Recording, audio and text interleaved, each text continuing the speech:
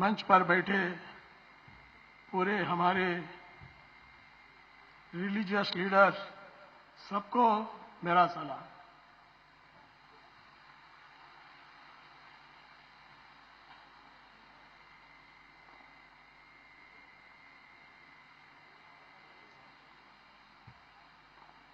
इतने बड़े मंच पर हमको दावत देकर कुछ बातें बोलने के लिए जो हमको मौका दिए, मैं मुश्ताक मलिक साहब का बहुत बहुत दिल की गहराई से मैं उनको शुक्रिया अदा करता हूं।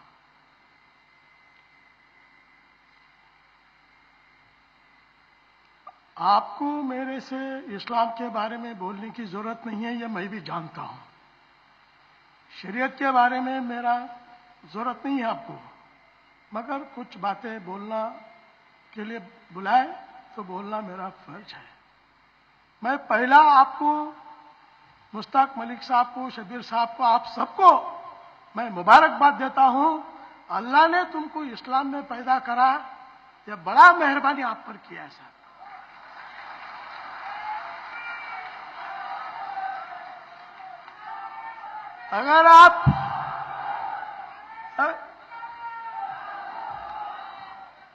अगर आप लोग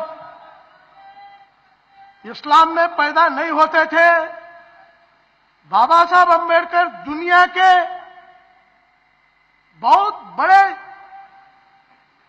इल्म हासिल करते हुए भी जब वो बैरिस्टर होके आए, बड़ौदा में नौकरी पे थे, बहुत बड़ा जिम्मेदारी जगह पे थे, तो उनका फाइल कोई टेबल पे लाता तो ऊपर से फेंकता था, क्योंकि बाबा साहब अम्बेडकर एक अछूत थे। अगर अछूत के गली में अगर आप पैदा होता, अल्लाह पैदा करता था, तब तुमको मालूम होता था अछूत की बीमारी क्या है। गरीबी में पैदा होना साहब, मगर अछूत होकर हिंदुस्तान में कभी पैदा नहीं होना।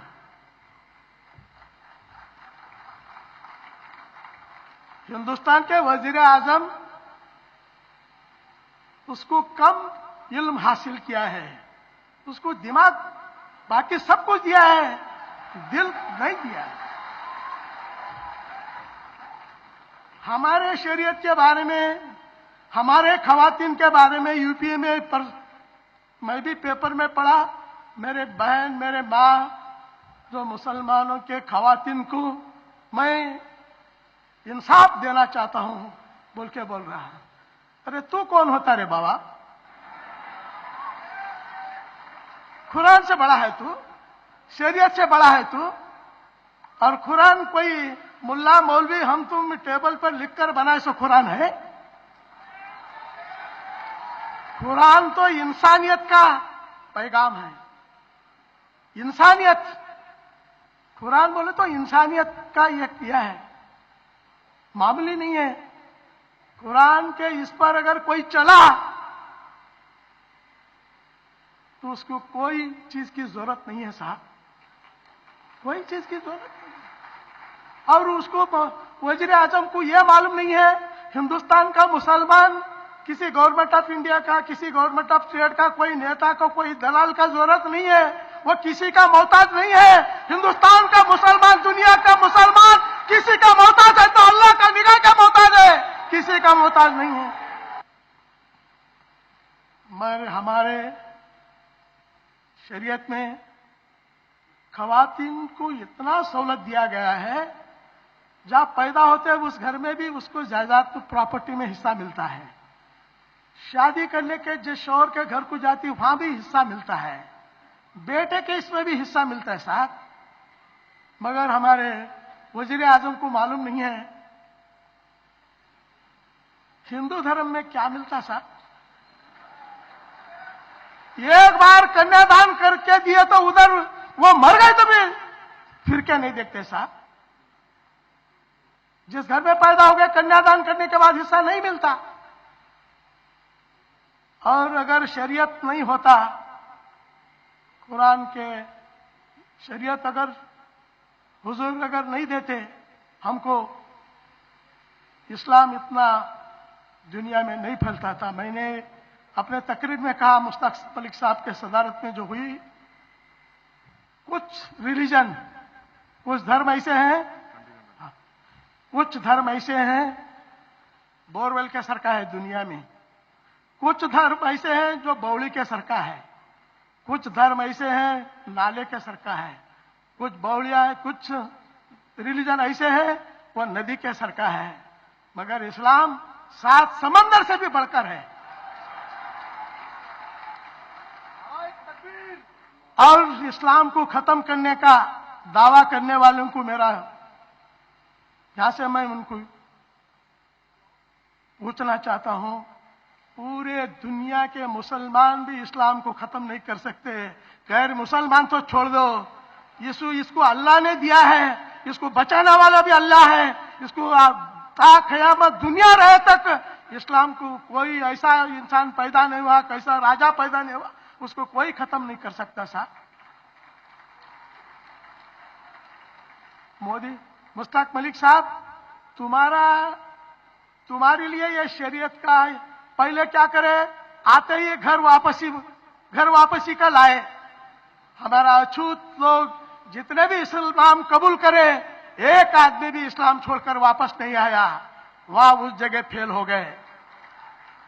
उसके बाद लव जिहाद ला गया, लव जिहाद का उठाए। अरे तुम्ही तो वो लव जिहाद का शुरू करे, तुम्हारा राज रजवाड़ा बचाने के लिए जोधाबाई का मंगनी तोड़ के अकबर साहब के हवाले उस दिन करे, राज रजवाड़ा बचाने के लिए अकबर साहब को हवाले करे, उस दिन से शुरू हुआ तो आखिरी तक वो रहेगा, ये दुनिया रहे तक ये चलता ही रहेगा, वो रुकने वाला नहीं है। तो मैं आपके बीच में ज्यादा नहीं ठहरता, मैं इतना ही कहूंगा, अल्लाह ने आपको इस्लाम में पैदा होने का मौका दिया। आज आरएसएस वाले को, विश्व हिंदू परिषद वालों को यह डर है, जो दलित लोग, ओबीसी लोग इस्लाम कबूल करने के लिए जो कतार बन के जा रही है, इसको रोकने के लिए शरीयत का नाम के ऊपर, कौशलाटर बिल के ऊपर गिजा पर पाबंदी, अल्लाह ने गिजा दिया भा, तू छीन लेने वाला कौन होता है? आज गिजा पर पाबंदी करता, कल शादी पर पाबंदी करता, कल परसों में बच्चों को पैदावार पर पाबंदी करता, सांस लेने पर पाबंदी करता, पानी पीने पर पाबंदी करता। तू कितना दिन रहने वाले हैं?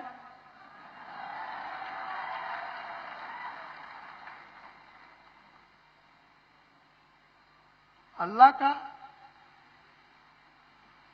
जो दिया हुआ चीज को तू चैलेंज करता, जहां हम पैदा हो गए हम चैलेंज नहीं कर सकते, तू कैसा कर सकता था? और मुस्लिम खवातीन को मैं इंसाफ देने के लिए कोशिश कर रहा हूं। तू शादी कब कर लिया? और तेरी बीवी कहां है? और तू कहां है? तू उसको डाइवर्स भी नहीं करा और साथ भी नहीं रखा, और पूरे हिंदुस्तान के खवातीन बेवकूफ है क्या तेरे को भरोसा करने के लिए? पहले बीवी को बाजू, तू बीवी को दिल्ली को बुला ले, बाद में हमारी बात कर। पाप बिचारी हमारी बहन वहां मर रही है गुजरात में कहीं कोने कोने में, और पूरी दुनिया में घूम रहा, कभी एक दिन तो साथ। हाँ, तो अपने बीवी को इंसाफ नहीं दिया, हमारे को क्या इंसाफ देता? जो घर नहीं संभाला देश का संभालता बा। इसलिए इस्लाम और शरीयत, इसके बारे में अभी तक बहुत बड़े लोग बोलने वाले भी हैं, बोले हैं। मैं इतना कहता हूं, तुम्हारे से मेरी रिक्वेस्ट है, ये चीजें बाजार में चर्चा होने का चीज नहीं है। ये शरीयत तो कुरान शरीफ पर चलने का और शरीयत को फॉलो करने का। हुजूर कितना सादा सीधा जिंदगी करे, कभी कभी 2 खजूर खा के दिन गुजारे, एक जोड़े कपड़े पर उन्होंने जिंदगी गुजारे। हाँ, अरे इस्लाम के वो सीधा और सादा रिलीजन दुनिया में कोई चीज, कोई धर्म नहीं है। मेरा रिक्वेस्ट है मेरे पूरे भाइयों से, निकाह को महंगा मत करो। 5 खजूर पर निकाह हो सकता है, वो भी इस्लाम में हो सकता है, दूसरा जगह नहीं होता।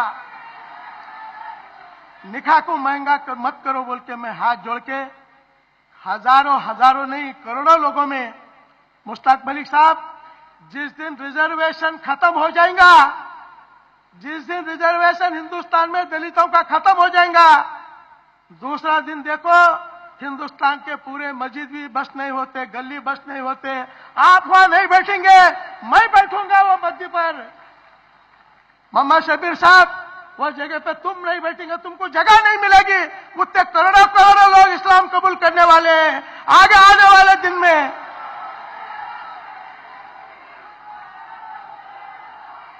इस्लाम ये कैसा, इस्लाम कबूल करने के लिए क्यों आ रहे मालूम है? दलित लोग क्यों आ रहे? इस्लाम में एक अल्लाह को मानना, 5 वक्त नमाज गिनना, रोजा रहना, ज़कात और मालिया अला तशरे तो हज, ये ईमान के बुनियाद पर ये 5 चीजों से इस्लाम खड़ा हुआ है। और हिंदू धर्म में क्या है? इस्लाम में अल्लाह के सामने झुकने का है, मगर हिंदू धर्म में इंसान के सामने झुकने का है। मुसलमान अल्लाह का गुलाम हो सकता, दुनिया में किसी इंसान का गुलाम नहीं हो सकता, मगर हिंदू धर्म में इंसान का गुलाम बनो बोलते हैं। वो गुलामी से बाहर आने के लिए बाबा साहब अम्बेडकर पैदा होने के बाद हमको भी थोड़ा अकल आ गया, सेल्फ रेस्पेक्ट क्या होता वो भी मालूम हो गया, हर चीज हमको इबादत करने का भी मालूम हो गया। मैं तुम्हारे से हाथ जोड़ के आखिरी मैं बात बोल के मेरा रुखसत लेता हूं। मुसलमान दीन का इल्म पहला हासिल करना, बाद में दुनिया का इल्म हासिल करना। ये सारे चीजें क्यों आ रहे? तुम लोग दीन के इल्म हासिल नहीं कर रहे और दीन को फॉलो नहीं करने से ये ऐसे सारे चीजें हमारे बीच में आ रहे साहब।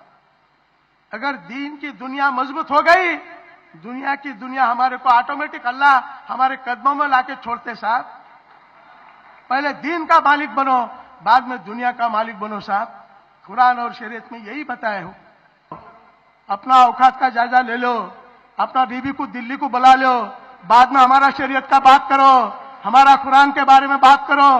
पौड़ी होकर, बोरवेल होकर, तालाब होकर समंदर को छेड़ना छोड़ दो। बौली सूखता, बोरवेल सूखता, नदी नाले सूखते, समंदर कभी नहीं सूखता। इस्लाम कभी नहीं झुकता, कभी नहीं मिटता, और मिटाने वाला कोई दुनिया में पैदा नहीं हुआ। ये थे आली जनाब बी नारायण साहब।